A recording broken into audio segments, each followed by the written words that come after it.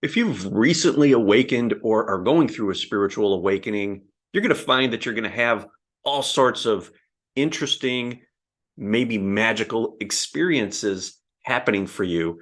And these things happen because as your higher self moves in through your field and into your body, it starts to light up aspects of you externally and you start to perceive them. These are things like synchronicities, maybe seeing energy, flashes, things of that nature. They're going to start occurring more and more. Now, when I first awakened, when that started happening for me, as this energy was entering my body and activating my DNA, I would run to the internet and I would try to start to make sense of things. My mind wanted to know what was going on so that it could create a framework or essentially a new version of reality that fit into a box that it could understand. And be aware that when your mind does this, if you allow your mind to do this, you are establishing a new set of limiting beliefs. And those limiting beliefs are really formed based on what you're perceiving through your five senses. I'm talking the external stuff.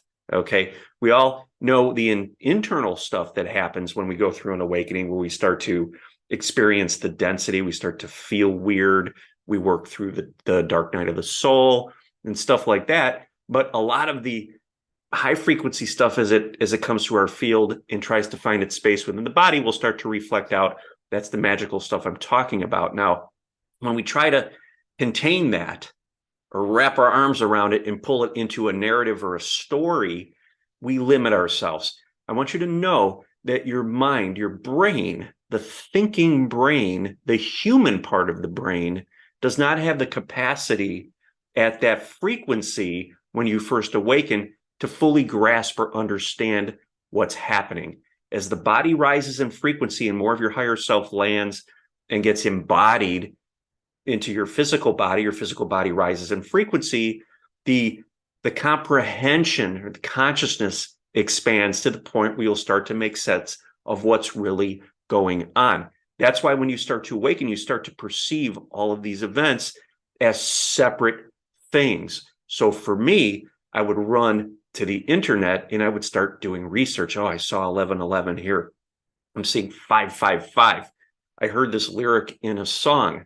I'd open up a browser and a certain article would pop up. What does all of this mean? And by trying to understand this, you're going to go to the internet, you're going to go to other content, things on the internet to try to make sense of what's happening to you. And when you do that, you are taking this amazing process of ascension and kind of pulling it in to something that your brain can perceive.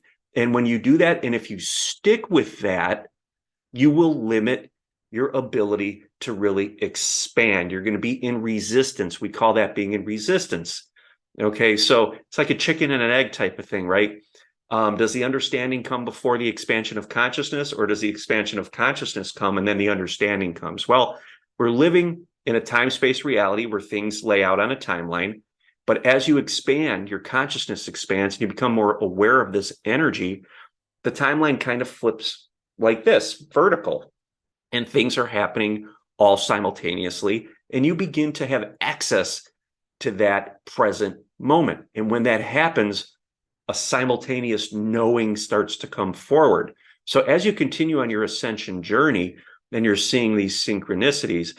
As that energy enters and eventually finds its home within your body and your body rises in frequency, your perspective is going to start to shift.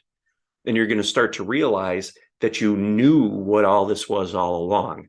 So when we feel like we're playing catch up, or we feel like we don't know what's happening to us and we have to go to external resources to try to understand it, and you can do that, I did that, but don't place too much energy in what you are receiving or reading or finding in your searches, okay? Because if you do that, you are defining this expansive process and limiting it into something that your mind can grasp onto or latch onto, okay? And that creates another identity. As we go through this process, we want to experience, feel, and shed these identities. So think about your awakening as being able to bring forward the spiritual identity so that you can heal that. Okay, because that spiritual identity was created based on programming and limiting beliefs. Religion has a big hand in that as well, right? So very, very important to do that. So how do we do this, right? What do we do if we're going through and we're having all of these crazy experiences? Maybe we're seeing craft and we're being visited by guides, or at least not directly. Maybe there's some evidence that your guides are contacting you. What do we do with this? You feel like you need to understand what's happening. Otherwise, you're missing out on something, right? And right there, again, is a frequency of separation and a frequency of lack. Okay, so when you're trying to understand these things, you are pulling yourself away from the innate knowing that you are. And that innate knowing is inside, just waiting for you to align with it so that it could come forward up to here and you could understand what's happening. Okay, so again, if you're going to try to get into, readings and try to make sense of even astrology or numerology and things like that, that's awesome. I love that, but do it in a more loose sort of way, because what may mean something to one person, maybe the person who wrote the blog post, the article, or created the video that you were listening to at that time, had a different set of beliefs. And that information or that energy moved through them from a slightly different perspective. Okay. We don't need to inherit that perspective. We need to read or listen to that content with space, hold space, and allow whatever resonates with you to land within you. But keep that space. Don't attach to any one idea or any one thing, because that takes this consciousness that is trying to expand, that is coming in and moving through you, and it like pulls it in and slows it down. And that's, again, how we get into resistance and stuck energy within the body. And when that happens, the density then has to reflect out, and we start to perceive maybe some of these experiences as negative. Okay, maybe you get into another dark night of the soul simply because you are attaching too much to external things and not allowing yourself to be present and allowing your energy to move through you. That's the best thing you could do, is just accept what's happening and allow it to move through you. So let's take synchronicities, for example. So if you're constantly seeing 1111 or 111 or whatever it is on the clock, you're seeing it in license plates, you're looking at your watch, and whatever it is, okay, this keeps coming forward for you. Your instinct's going to be, well, I got to really sort out what this means. In that situation, we want to just kind of give a wink to the universe, give a wink to our higher self, like, okay, I was aware in that moment of something that was beyond me because it didn't quite fit into the reality that I have been living in for a long, long time. And that's all you need to do. You need to just accept that, feel what comes forward in the moment. As soon as the mind tries to go off and write a story around it, figure out what it means, you pull yourself out of the ability to feel because you pull yourself out of alignment. So when you experience a synchronicity, maybe you're talking or having a conversation with somebody, and maybe it's somebody you haven't spoken to in a while, and they say something that brings something up within you. It creates an opportunity to align in that instant. They trigger something within you in a good way. I'm not talking in a bad way. In a good way that brings a memory or a knowing forward. Okay. Instead of analyzing what that was, why it happened, important to bring the awareness back to the body and feel what's moving through you. So all these synchronicities and things that are happening throughout your day as you are moving along this awakening and this ascension process are reminders of who you really are, which is greater than this physical avatar. And it's a reminder to get back inside and feel all the emotional energy that is trying to come up. Okay, because the dense stuff is going to try to block all the high frequency stuff from moving through. So we have to feel it all. Okay, so very, very important. I had that too when the Galactics came in. Before the Galactics came in, I was getting these visions of ETs. Very, very interesting. So I started doing research on that. What does this mean? What does that mean? And of course, the articles or the videos that I would find myself watching or listening to had a certain perspective. So if I allowed myself to dive into that perspective and anchor that perspective, I was essentially limiting my own energy and creating a story around what I was being told. And that creates a new identity. So what I did was I just kind of let go, and I'm like, you know what? Whatever I'm reading isn't entirely resonating. I'm just going to kind of let it go and appreciate the fact that this energy is coming through and I'm starting to perceive these beings. And that opened the doorway for the galactics to come forward, my Pleiadian guide, as well as others. So even when your guides start to come through, they're coming through your human filter, and they're going to manifest based on limiting beliefs. Okay, so very, very important to not harden or identify with those limiting beliefs. It's going to filter through almost like a coffee filter, right? You're going to have clear water coming through and maybe a little bit of mud coming out. So it's still, because it's coming through your body, the energy's wobbling, it's still going to reflect out in a way that is aligned with your subconscious beliefs. But you could create the space.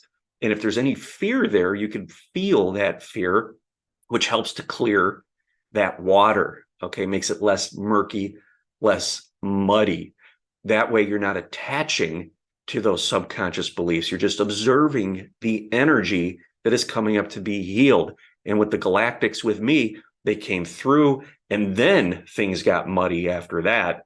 Okay, I had a sleep paralysis, fear beings by my bed, things like that, which allowed me to really create that space, get in and fully feel that, because I was connected to an aspect of me that knew that I was protected because I was anchored enough in my light that there was nothing that could really harm me energetically from that perspective. So I felt all that. And as soon as I felt all that, that cleared and healed. And more high frequency energy was able to move through me, come up here. And now the galactics were actually able to present themselves in an even more coherent way in terms of communication. That opened the door for my Pleiadian guide, my Arcturian guide, as well as others. So, moral of this story, okay, to recap this video, go ahead, and it's fun to look into things. It's fun to get opinions on what's happening, okay?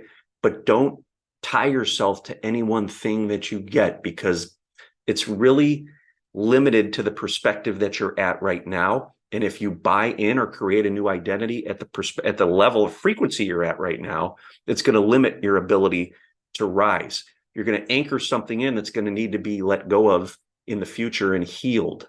Okay, so we could really do our part to try to avoid that from happening by having the fun and doing the research. I still love to do that. I love to do that, but I do it from a very loose perspective. I will read things, I will listen to things, but I will feel, and then I'll just let it go. Okay, and that keeps you aligned, that keeps you centered, it keeps you more clear, and it keeps you out of creating a new identity that you're going to only have to release later to continue to move up to the higher frequency dimensional fields. If you guys have not downloaded my heart chakra meditation, jump on over to my website and make sure you grab that.